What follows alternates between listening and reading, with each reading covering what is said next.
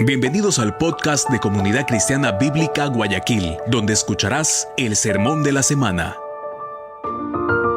Si quieres conocer más de nuestra iglesia, te invitamos a seguirnos en nuestras redes como Alianza CCBG. Oramos al Señor para que el mensaje de hoy hable directamente a tu corazón y traiga luz a tu vida.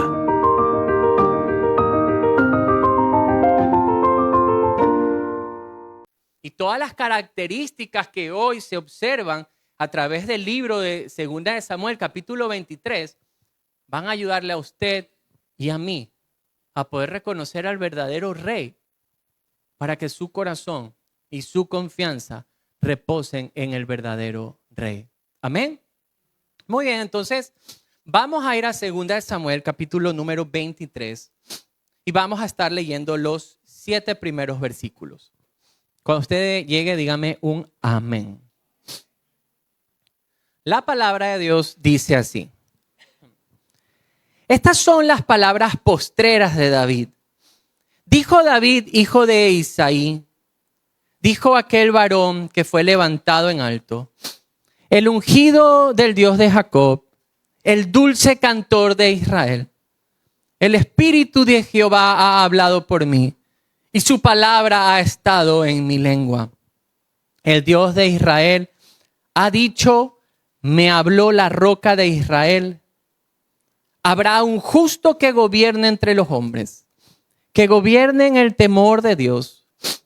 Será como la luz de la mañana, como el resplandor del sol en una mañana sin nubes, como la lluvia que hace brotar la hierba de la tierra. No es así mi casa para con Dios. Sin embargo, Él ha hecho conmigo pacto perpetuo, ordenando en todas las cosas y será guardado, y aunque todavía no haga Él florecer toda mi salvación y mi deseo. Mas los impíos serán todos ellos como espinos arrancados, los cuales nadie toma con la mano, sino que el que quiere tocarlos se arma de hierro y de asta de lanza y son del todo quemados en su lugar. Es interesante la forma en la que el autor empieza a describir a David. ¿Se dieron cuenta? Él usa calificativos que muestran la característica de la vida de David. Si nosotros revisamos el primer versículo, de hecho ayer conversando con un amigo y le decía, del primer versículo podemos sacar un sermón, porque habla características increíbles del rey David. Si nosotros observamos, miremos la primera. Dice, dijo David, ¿hijo de quién? Hijo de Isaí. Entonces, miren lo interesante. Cuando queremos hablar de David, la escritura sí habla de su trasfondo familiar. Hijo de Isaí. ¿Cómo se llamaba el papá de David? Isaí. Miren esto de acá. Hay un trasfondo familiar aquí que nos es presentado a través de la escritura. Pero hay algo interesante en la historia de David. Ese trasfondo familiar, unos lo usaban para denigrar a David, para ponerlo en poco. Si nosotros revisamos en 1 Samuel, capítulo número 20, vamos un ratito ahí, 1 Samuel, capítulo número 20, aquí vamos a ver una ocasión donde Saúl usa justamente el término hijo de Isaí para referirse a David de manera despectiva. 1 Samuel, capítulo 20, versículos 30 y 31. Miren lo que dice la escritura.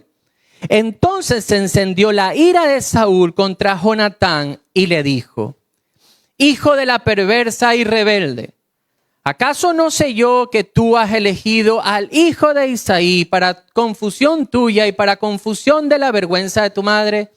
Porque todo el tiempo que el hijo de Isaí viviere sobre la tierra, ni tú estarás firme, ni tu reino. Cuando Saúl usa ese término, justamente en este contexto, va a hablar de manera despectiva en contra de David.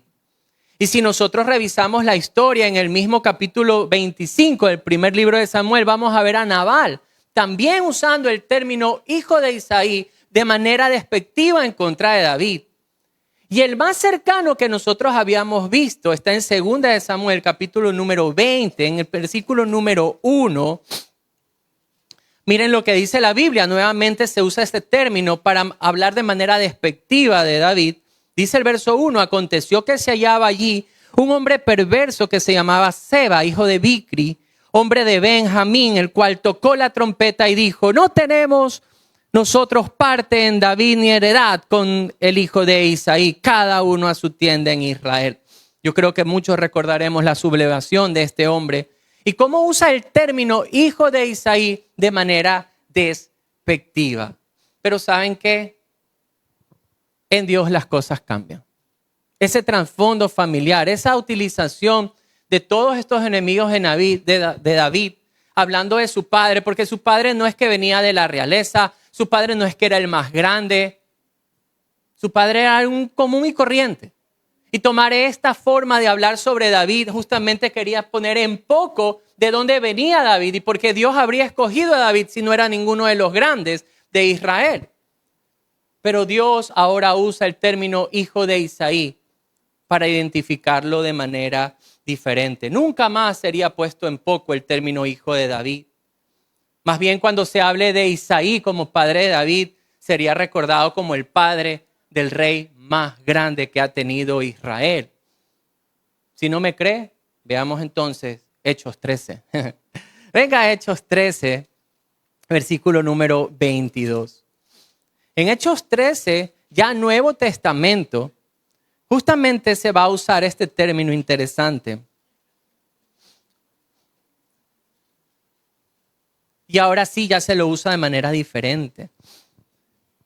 Dice la Biblia, hablando justamente de los términos. Verso 21, darle un poquito de contexto. Dice el texto, luego pidieron rey y Dios les dio a Saúl, hijo de Cis, varón de la tribu de Benjamín, por 40 años. Quitado este, les es levantado por rey a David, quien lo dio también testimonio diciendo, he hallado a David, hijo de Isaí, varón conforme a mi corazón. Qué lindo.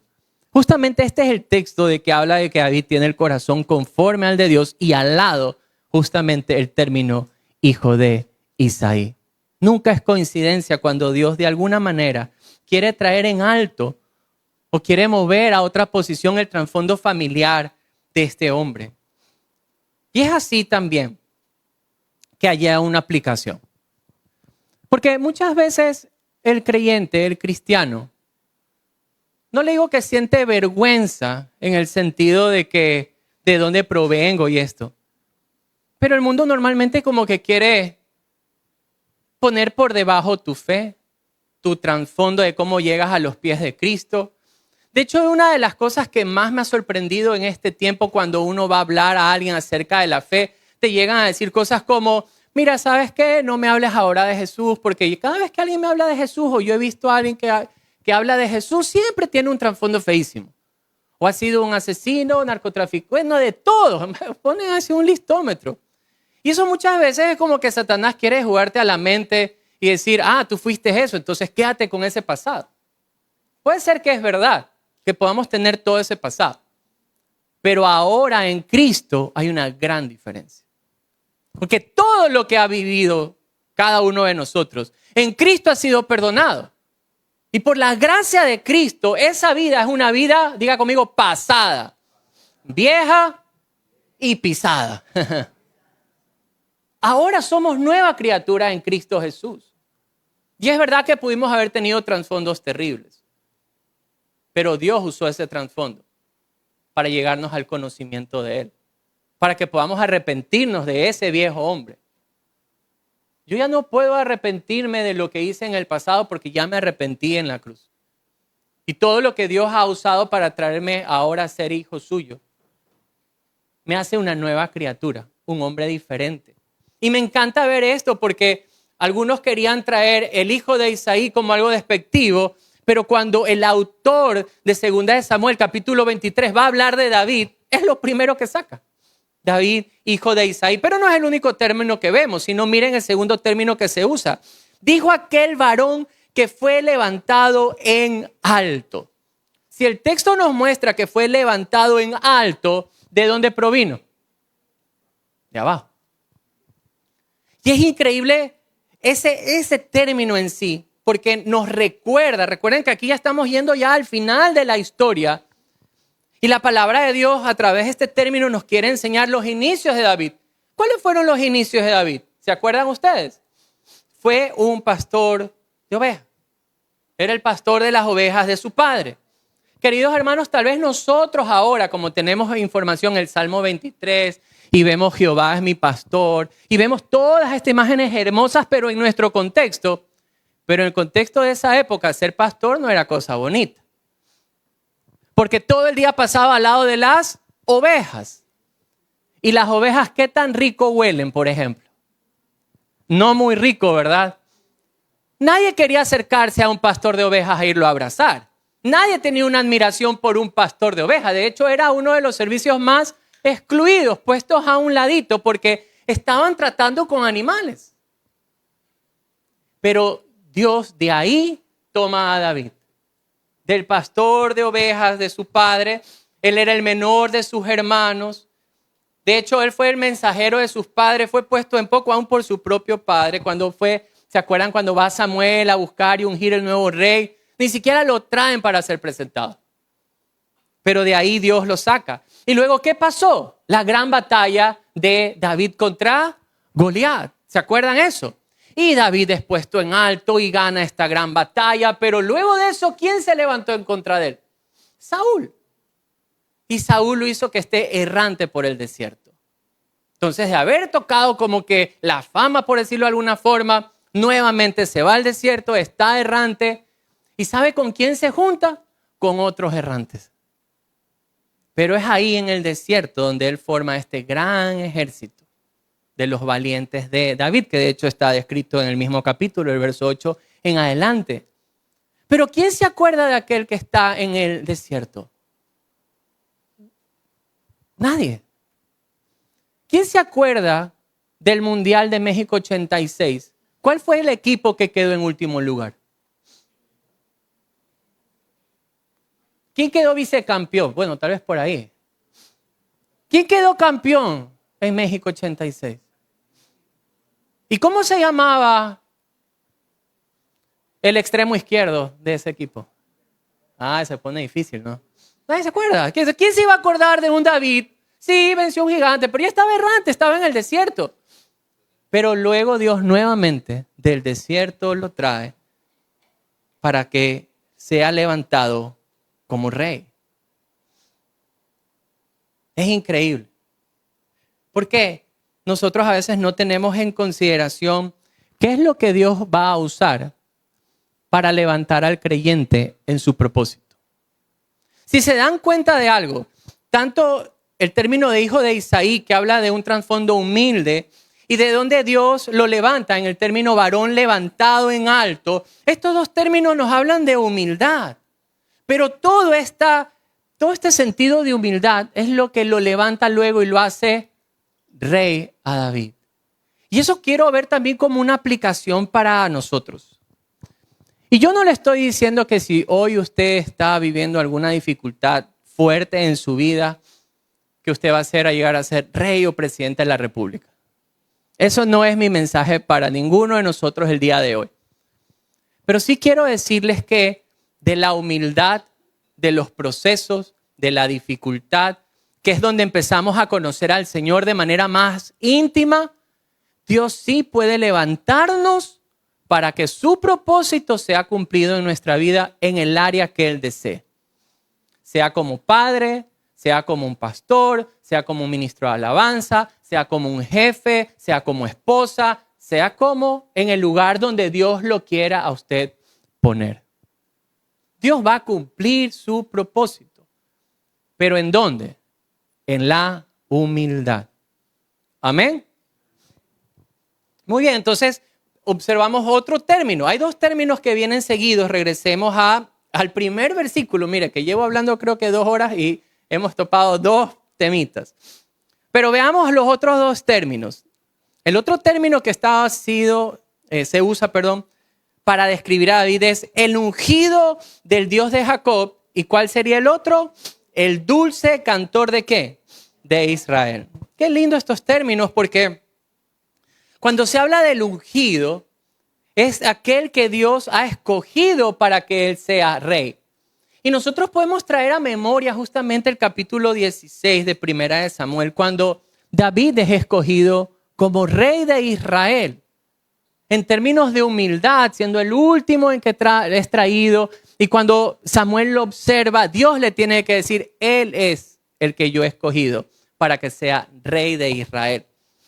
Pero el último, que es el dulce cantor, a mí me encanta ver esto aquí.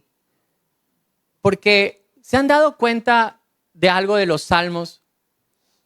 Empieza David a escribir su situación, no la esconde. Cuando David peca con Betsabé, lo escribe. Cuando es confrontado por Natán, lo escribe.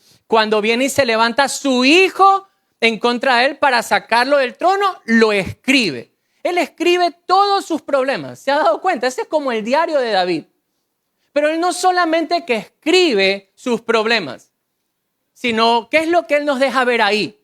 En quién confía en medio de sus problemas. Miren, a veces nosotros decimos, vaya, sí que estoy afligido, esto me ha pasado. Pero si nosotros observamos la vida de este rey, yo creo que él se lleva el premio de la aflicción. Porque de todo le ha pasado. Aún su propio hijo se levanta en contra de él. ¿Y saben qué? Yo solamente quisiera tomar los primeros versículos de lo que hablaron justamente con Francisco la semana pasada.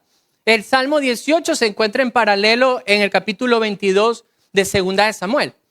Solo revisemos un poquito de lo que dice David, el dulce cantor de Israel. En el capítulo 22 de misma Segunda de Samuel, miren el versículo 2 en adelante. Miren la descripción que hace David del Señor. Miren esto. Jehová es ¿qué cosa? Es mi roca. ¿Qué más dice? Mi fortaleza. ¿Qué más? Mi libertador. Dios mío, fortaleza mía, en él confiaré. Mi escudo y el fuerte de mi salvación. Mi alto refugio, Salvador mío. De violencia me libraste. Invocaré a Jehová, quien es digno de ser alabado. Y seré salvo de mis enemigos. Me rodearon ondas de muerte y torrentes de perversidad me atemorizaron. Ligaduras del Seol me rodearon. Tendieron sobre mí lazos de muerte. Pero el verso 7 hace un cambio increíble. Dice, en mi angustia invoqué a Jehová y clamé a mi Dios. Y él oyó mi voz desde su templo y mi clamor llegó a sus oídos. Es increíble la forma en la que este hombre empieza a contarnos la sinceridad de la vida de David descrita a través de los cánticos. Justamente esta semana al grupo de alabanza les había pasado un video por el tema de hay ciertas alabanzas que muchas veces como que se enfocan mucho en la persona. Yo. Son las alabanzas yo. ¿Ya? Y hay otras alabanzas que hablan del Señor y solo del Señor y están bien. Pero me gustó el enfoque que le dio, porque decía, debe haber un enfoque correcto, porque no podemos aislar nuestros sentimientos, nuestros problemas y traerlos a los pies del Señor y reconocer todo lo que Dios ha hecho en medio del problema. No podríamos dejar, porque ¿cuál de los que está aquí sentado no tiene sentimientos? Todos tenemos sentimientos. Y una de las alabanzas entonces más pura justamente es esa. La que describe ese Dios personal y cómo Dios ha salido a nuestro rescate y cómo ha respondido en nuestra angustia y cómo le alabamos justamente por su respuesta, por todo lo que Él ha hecho. Entonces, cuando el autor empieza a describir justamente a David, no esconde nada de él. ¿Se dieron cuenta que el autor nos mostró el trasfondo humilde de David, hablándonos del término del hijo de Isaí? Luego también que este hombre fue levantado en alto porque de la humildad Dios lo trajo a ser rey, pero también nos describió de que Dios lo había escogido para que él sea el rey de Israel. Y se dieron cuenta que mucha gente se opuso, se fueron en contra de él, pero la voluntad de Dios permaneció ahí porque él era el ungido del Señor. Pero sobre todo, me encanta el título del dulce cantor de Israel, porque todo salmo nos muestra algo que usted y yo deberíamos poner en práctica. Diga conmigo dependencia. Y es la dependencia que tenemos que tener en el Señor, en las alegrías, porque los salmos no solamente son de tristezas. Hay una batalla ganada y David escribe un salmo, alegrándose, alabad al Señor, con júbilo, con palmas, con salterio. En toda posición debemos reconocer nuestra dependencia del Señor. Y David justamente lo trae. Pero aquí yo me hice una pregunta. Si nosotros nos quedáramos solo con el versículo número 1 y miraríamos ahí, vamos a ver a David como el rey perfecto. Porque nosotros decimos, mira, es un trasfondo humilde, él viene de la humildad y es levantado en alto, Dios lo ha escogido como rey, y cada vez que le pasaba algo, él escribía porque mostraba dependencia del Señor. Pero esa no es la intención que tiene el texto que hoy estamos estudiando. Si no se han dado cuenta, toda segunda de Samuel nos ha mostrado, ¿qué cosa? Los aciertos de David, y ¿qué también nos ha mostrado? Los errores de David. Dios no ha escondido nada de esto. Tanto los aciertos de David son puestos ahí como los errores de David. El texto no nos quiere mostrar a David como el rey perfecto, y de hecho David mismo lo va a decir, de sus propias palabras va a salir esto. Y veamos lo que sigue desde el verso 2 en adelante. Miren lo que dice el texto. Dice la Biblia, el Espíritu de Jehová ha hablado por mí y su palabra ha estado en mi lengua. El Dios de Israel ha dicho, me habló la roca de Israel. Habrá un justo que gobierne entre los hombres, que gobierne en el temor de Dios. Será como la luz de la mañana, como el resplandor del sol en una mañana sin nubes, como la lluvia que hace brotar la hierba de la tierra. ¿Se dieron cuenta la descripción que se hace acerca de este que gobernaría? Es impresionante. ¿Cuál es su hora favorita del día? Yo le voy a contar la mía. Yo tengo 2 horas favoritas de mi día. El primero es más o menos como 8 de la mañana, porque está clarito el cielo. Cuando, en Guayaquil no llueve, está despejadito y el cielo se ve azul, pero el sol no te está dando en la cara. Y el otro es como a las 5 de la tarde, porque como que ya está bajando y el cielo se ve naranjita, se ve precioso, se ve despejado. La descripción que está haciendo el capítulo 23 es de esa forma. No hay nada más hermoso, no hay nada más bello, tan resplandeciente, tan perfecto como el rey que vendría a gobernar en justicia. Pero David dice algo súper fuerte en el verso número 5. Mire lo que David mismo dice. Pero no es así mi casa para con Dios. Entonces, David está diciendo, Dios ha prometido que vendría uno a gobernar en justicia, que sería perfecto, así como el amanecer es perfecto, que da vida, que es como la lluvia que desciende hacia la tierra y brota la hierba y crece, porque da vida, así va a ser. Pero David en el verso 5 dice, no es así mi casa para con Dios. Él está diciendo ahí, ese no soy yo. ¿Por qué David está diciendo que ese no es él? ¿Cómo era su casa? ¿Qué le pasó a David? Él no fue perfecto. Fijó su mirada en una mujer que no le pertenecía por andar de vago en un terrazo. La coge como su esposa, la embaraza y luego que la embaraza, coge a su esposo y lo manda a asesinar. Ese era David. Pero cuando fue confrontado, vino genuinamente en arrepentimiento delante de Dios. Ese también es David. David no es perfecto. Cuando veía a sus hijos hacer alguna cosa, no les llamaba la atención, los dejaba que lo hagan. Y luego que viene su hijo y se subleva, sale huyendo. No lo quiso corregir jamás. Ese era David. Pero David también fue aquel que en medio de esta sublevación de su hijo clamó al Señor y Dios lo trajo de nuevo al reino, porque Dios había establecido que él iba a ser el rey. Ese era David. David está diciendo, va a venir, Dios ha dicho que va a venir este rey perfecto, pero no soy yo. Y de mis hijos cercanos, ninguno de ellos está. No es así mi casa con Dios. Él sabe que él no es ese hombre. Entonces, la pregunta que nos podemos hacer aquí es, entonces, ¿qué es lo que está enseñando David? ¿Qué es lo que David nos quiere decir? Y hay dos cosas que David nos está diciendo del verso 2 hasta el verso 5. Lo primero es que el Señor está prometiendo a un rey perfecto. Miren, la descripción de este hombre. Uno que gobernará en justicia. Uno que gobernará en el temor de Dios. Uno que será como la luz de la mañana, como el resplandor del sol. Uno que será como la lluvia que cae en tierra y brota vida. David está diciendo, va a venir un rey perfecto. Dios está diciendo, Dios ha prometido que estas serían las características de este rey.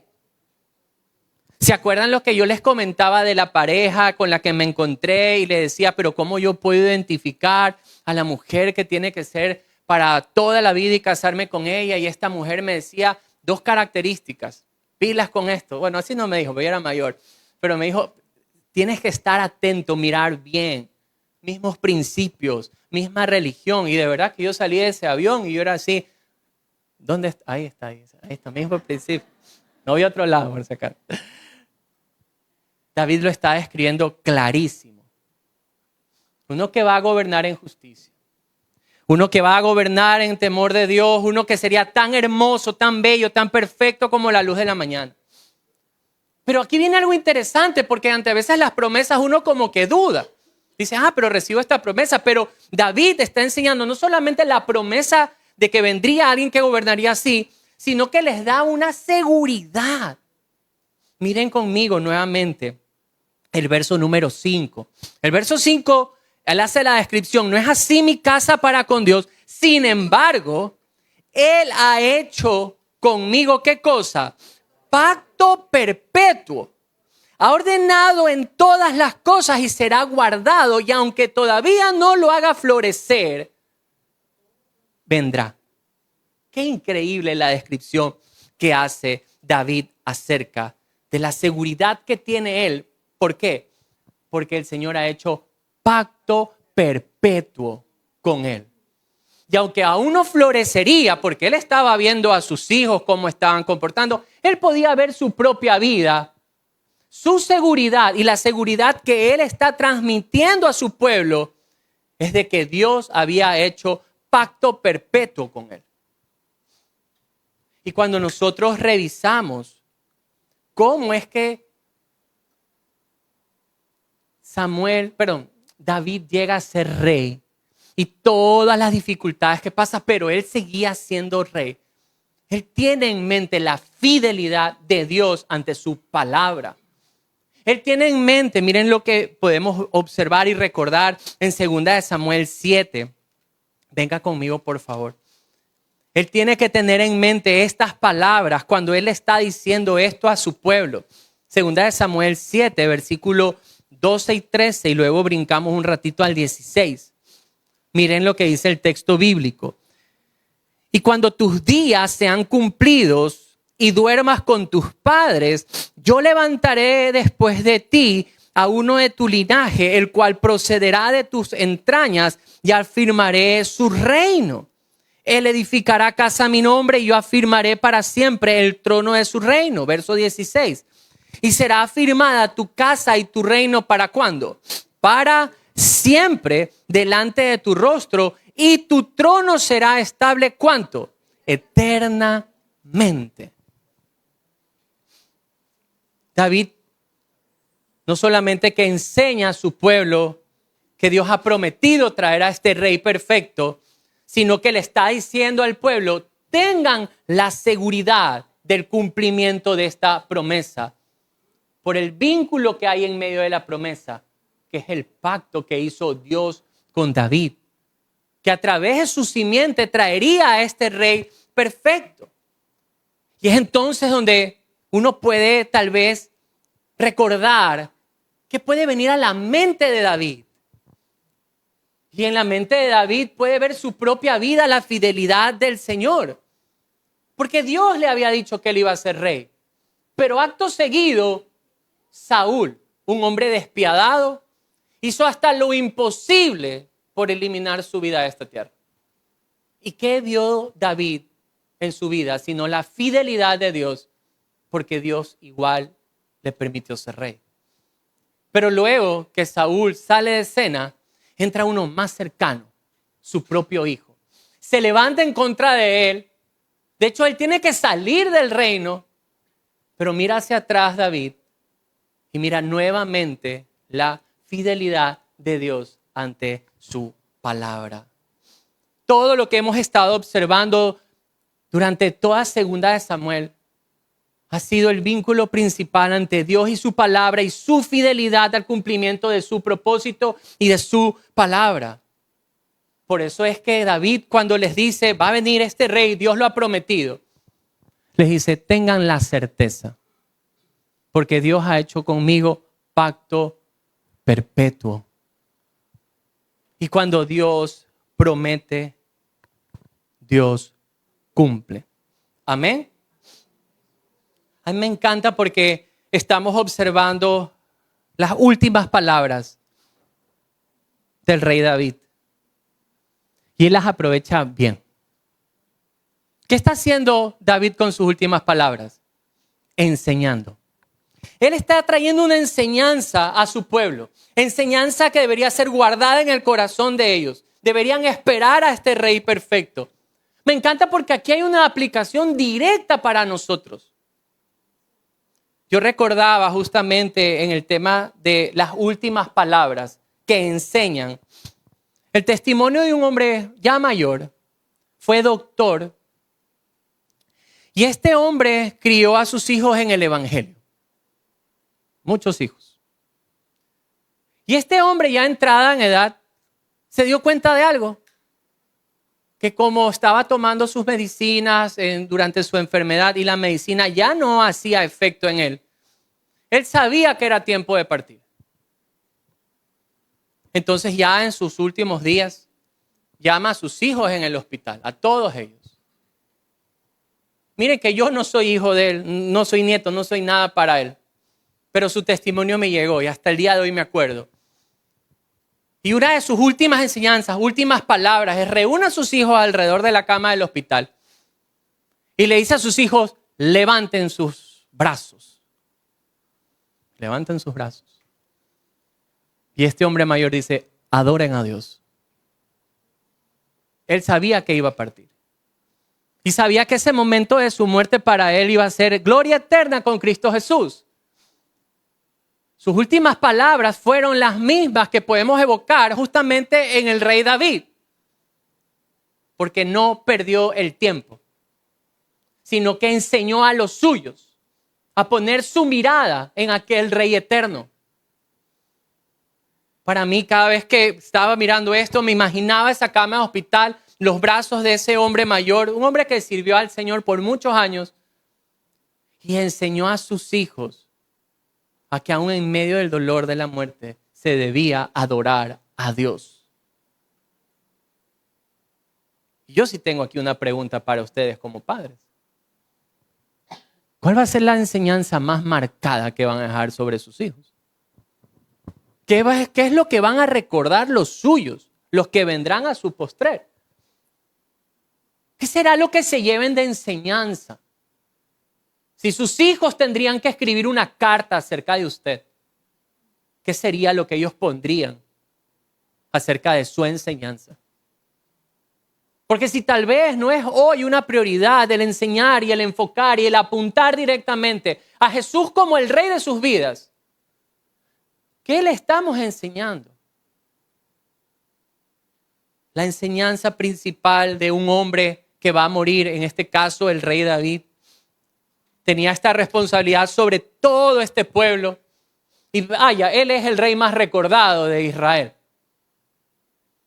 Pero él dijo, no apunten sus ojos hacia mí, sino que miren que hay una promesa mayor, de un rey perfecto, a quienes ustedes tienen que mirar, identificar, adorar y amar. Son las palabras justamente del rey David. Y así como David enseña a su pueblo a que esperen a este rey, el testimonio de este hombre mayor en su último día lo hizo. Y es mi ánimo que podamos tomar ejemplo todos los que estamos aquí. David enseña que Dios traería a este rey perfecto. Pero le tengo una noticia. ¿La quiere o no? ¿Quién quiere la noticia? Quien no quiere, entonces venga al culto de más tarde. No, igual se la va a dar. La noticia es que David le está diciendo esto al pueblo de Israel, de este rey, cómo sería, gobernaría en justicia, perfecto, y las características que él mismo ha mostrado. Para ellos era algo futuro, pero para nosotros ya es algo presente. David le está diciendo a su pueblo, miren al humilde, al justo, al que David ha ungido. Pero nosotros esta promesa ya la podemos encontrar realizada en la persona de Jesús. Nosotros ya no tenemos que esperar como ellos. Para nosotros es una realidad el día de hoy. El Señor dijo que levantaría a un hombre en humildad. Miren lo que dice Mateo capítulo 21, verso número 5. Justamente el Nuevo Testamento describe a Jesús como aquel rey humilde. Y en Mateo capítulo número 21, en el versículo número 5, desde el verso 4 dice esto: todo esto aconteció para que se cumpliese lo dicho por el profeta cuando dijo: decid a la hija de Sión, he aquí tu rey viene a ti manso y sentado sobre un asna, sobre un pollino, hijo de animal de carga. Porque esa fue la entrada de Jesús, cumpliendo así, mostrando la humildad de este rey prometido. Cuando nosotros habíamos visto la promesa de un rey justo, venga conmigo al libro de Hebreos, en el primer capítulo y en el versículo número 8. Miren lo que la palabra del Señor nos deja ver acerca de Jesús, este rey prometido y ya cumplido. Dice el verso 8, mas del Hijo de Dios dice, tu trono, oh Dios, por el siglo del siglo, cetro de ¿qué cosa? De equidad, que es sinónimo de justicia, es el cetro de tu reino. Cuando veíamos que Él sería como esta lluvia que desciende a la tierra y hace dar vida y da fruto, miren lo que dice la Escritura acerca de Jesús en Juan 10. Venga conmigo por favor a Juan 10, versículo número 10. Palabras de nuestro Señor, dice así: el ladrón no viene sino para hurtar y matar y destruir. Y yo he venido, ¿para qué? Para que tengan vida y para que la tengan en abundancia. Entonces empezamos a ver la promesa de la humildad se cumple en Jesús, la promesa de justicia se cumple en Jesús, la promesa de la vida se cumple en Jesús. Pero Dios tenía que determinar que Él sea el ungido del Señor. Y miren lo que dice el libro de Hechos. Venga conmigo a Hechos, capítulo número 10, versículo número 38. O desde el verso 37. Dice, vosotros sabéis lo que se divulgó por toda Judea, comenzando desde Galilea, después del bautismo que predicó Juan. Como Dios hizo ¿qué cosa? Ungió con el Espíritu Santo y con poder ¿a quién? A Jesús de Nazaret. El Señor apuntó directamente sobre Jesús.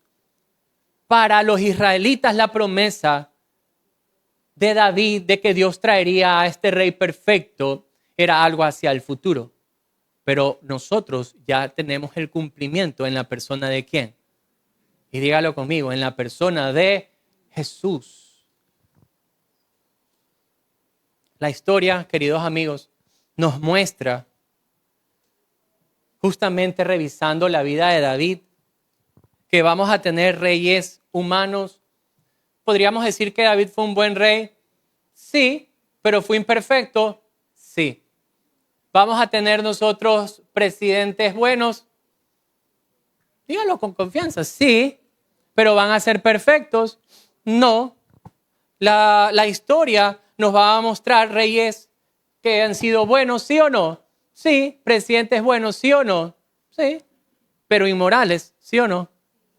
A mí nunca se me va la imagen de Bill Clinton. Yo estaba en el colegio, estábamos estudiando historia justamente de los presidentes. Y Bill Clinton era considerado un muy buen presidente. Pero pasó algo que marcó su vida, queramos o no. Un caso de inmoralidad toca la más alta esfera del país más grande de la época.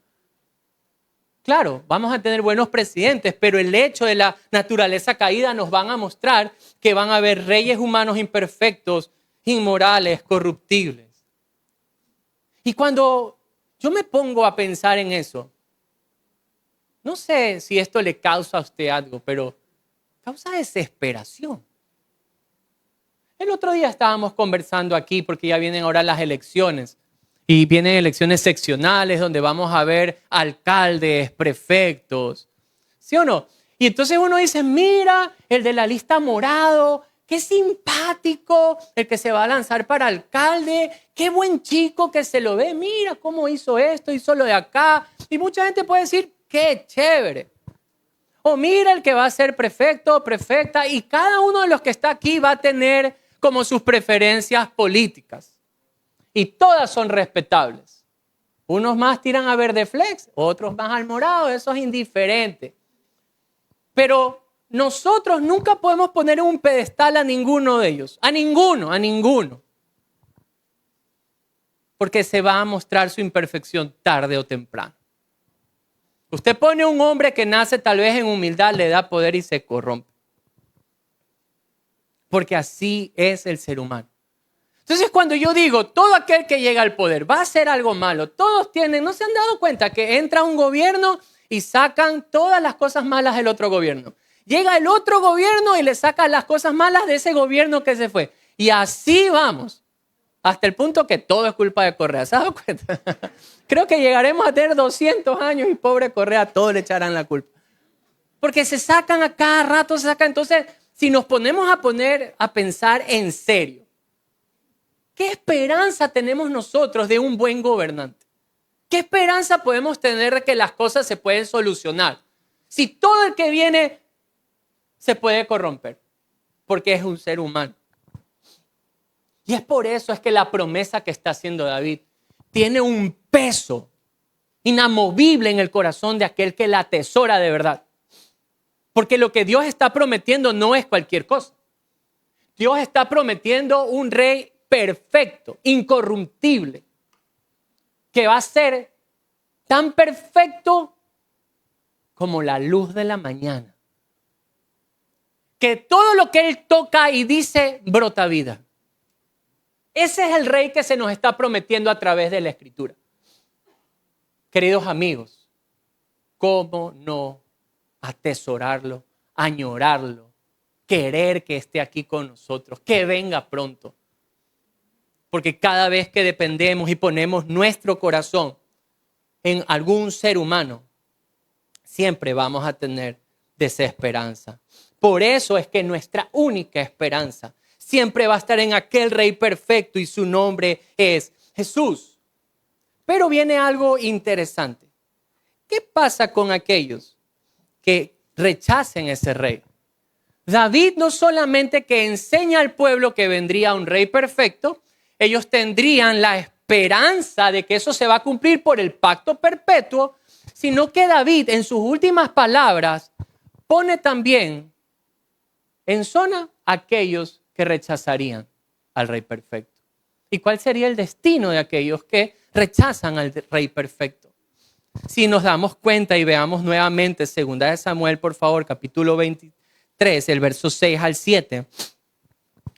Miren el contraste que encontramos nosotros aquí en las palabras de David. El verso 6 dice así: mas los impíos serán todos ellos como espinos arrancados, los cuales nadie toma con la mano, sino que el que quiere tocarlos se arma de hierro y de asta de lanza, y son del todo quemados en su lugar. ¿Se dio cuenta de las palabras que usa para describirlos aquellos que se les dice impíos o que rechacen a este Dios? El término espinos arrancados. Hieren al tocarlos y quemados al final. ¿Cuántos de ustedes aquí tienen la costumbre de regalar rosas en el Día de la Madre o en el Día del Amor? Nadie. Vamos a exhortar, hay que hacer otro retiro de pareja porque en cierta ocasión fuimos a comprar unas flores ahí al cementerio. Y normalmente uno ya ve los ramos terminados y se ven bellos y hermosos. Pero alguna vez ha comprado flores al granel. Una vez nos tocó comprar flores al granel y uno lo que hace es, ¡ay, qué lindo! Y uno los coge cuando están sacando del camión y los agarra. ¿Y usted ha visto que tienen las rosas ahí en su tallo? Espinas. Esa es la descripción que justamente hace el texto de aquellos que rechazarían, con impiedad rechazarían al rey. David ya ha visto esto en la vida de los impíos cuando observa a Saúl. Saúl es un hombre que se niega a obedecer al verdadero rey, al Dios supremo, al único Dios verdadero. ¿Y qué pasó con Saúl? Saúl muere sin honra y muere sin Dios, tal cual como un espino arrancado. Y cuando miramos también la vida de Saúl, él muere turbado, no muere en paz. Yo me imaginé eso como un espino quemado. Saúl es la muestra más cercana que nos muestra a través de la vida de David lo que puede ser la impiedad, el rechazar al verdadero rey y cómo la vida al rechazar al verdadero rey termina como un espino arrancado y como una hoja quemada. Eso es lo que el texto nos ha estado enseñando. Una sombra de todo aquel que rechace al verdadero rey. Y yo quiero comentarle algo el día de hoy. Nunca es popular predicar acerca del infierno, del destino del pecador, de todo aquel que ha rechazado a Jesús como el verdadero rey. Eso no es popular el día de hoy. Pero yo quiero decirle algo. Es necesario. Es necesario conocer lo que la Escritura dice de aquel o de aquella persona que rechaza a Jesús como el rey verdadero. Porque el destino que marca justamente Mateo 13, versos del 40 al 42, habla de la persona que rechaza a Jesús como una cizaña arrancada lanzada en el fuego. Es el destino de todo aquel que rechaza a Jesús. O como lo describe Juan en el capítulo 15, en el verso número 6, que es en cambio como un pámpano arrancado, literalmente echado al fuego. No estamos hablando de cualquier cosa. Las palabras de un hombre al morir, David, sus últimas palabras son bien escogidas, porque él está dejando sembrada una esperanza en aquellos a quien él estaba gobernando, a los suyos, a su pueblo. Pero también traía una advertencia clara y contundente. ¿Cuál sería el destino eterno de todo aquel que rechace a aquel rey que Dios ha prometido traer? Las últimas palabras de David, por favor, no las desestime. Porque así como Dios cumplió todo lo que dijo a través de David, que vendría este rey manso que David ha ungido y ya vino y Jesús es su nombre, ¿qué le hace pensar usted? Que si hoy usted rechaza la gracia de Dios que nos es dada en Jesús, en ese sacrificio por usted en la cruz, no va a llegar también a su vida. Le tengo una noticia. El rey Saúl murió. El rey David murió. Todos los que estamos aquí sentados un día vamos a morir. Y vamos a tener que enfrentar nuestro destino eterno. Y hay dos caminos. El texto nos presenta dos caminos. ¿Confías?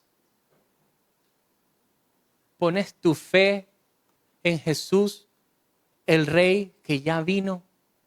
¿Reconoces tus pecados y te entregas a Él por completo y Él te entrega salvación y perdón y vida eterna? ¿O lo rechazas?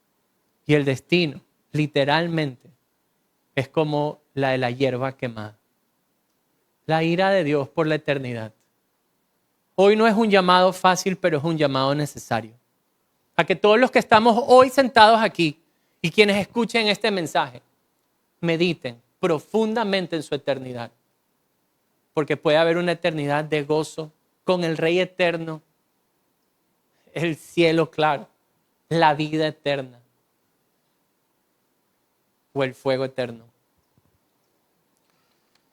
Hoy, a través de esta escritura, hemos visto las últimas palabras del rey David. Estas palabras fueron extremadamente bien escogidas y guiadas soberanamente por Dios, para que David le dijera lo más importante a su pueblo antes de morir.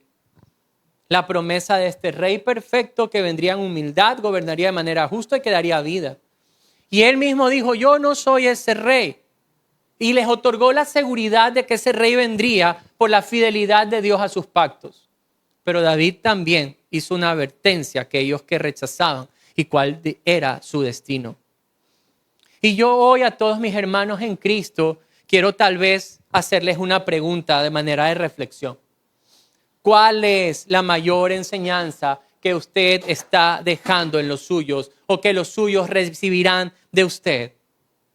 Y yo quiero hoy animarle a que usted viva una vida, vívala por completo, una vida que guíe hacia Jesús a los suyos.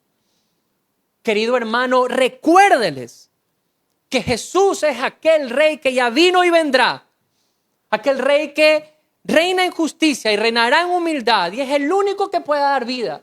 Nunca deje de recordarle a los suyos quién es Jesús. Y así como David aprovechó el último soplo de vida en sus palabras, yo quiero decirle, aproveche cada palabra que salga de su boca para guiar a los suyos hacia Cristo. Hábleles, por favor, hábleles, comuníqueles sobre la fidelidad de Dios a sus pactos y sobre todo asegure el corazón de los suyos a las promesas de Dios y su cumplimiento.